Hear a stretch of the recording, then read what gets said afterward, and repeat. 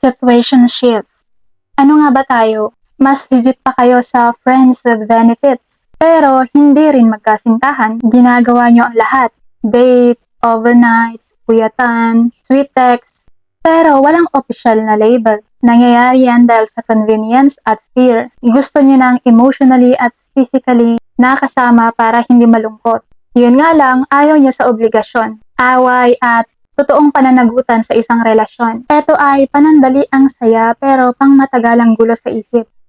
Mas mabilis ka nitong maubos mentally. Nauubos ang oras mo sa pag-iisip kung ano nga ba kayo kaysa sa pag-enjoy sa mismong kasama mo. Walang label, walang commitment. Kapag nagtanong ka, ano nga ba tayo? Ang ibig sabihin lang yan, hindi kayo officially magkasintahan. Walang pananagutan, walang kasiguraduhan sa future. At ang masakit, walang karapatan sa isa't isa. Convenience siya kasama. Bakit napupunta dito? Takot sa commitment o rejection. Takot linawin ang status kasi baka lumayo ang isa kapag tinanong kung anong level.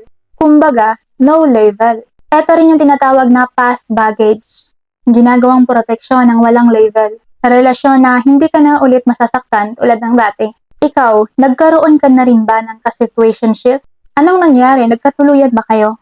O napunta lang sa wala? Napupunta din ba sa happy ending ang situationship? Kung nagustuhan mo ang video na to, don't forget to like, share, comment, and subscribe para lagi kang updated sa ating mga latest video. Thank you so much! By the way, I just wanna share my adjustable ring, my analog watch. Ilagay ko dyan sa product at sa description. Maladiray ka na sa orange app. Thank you so much!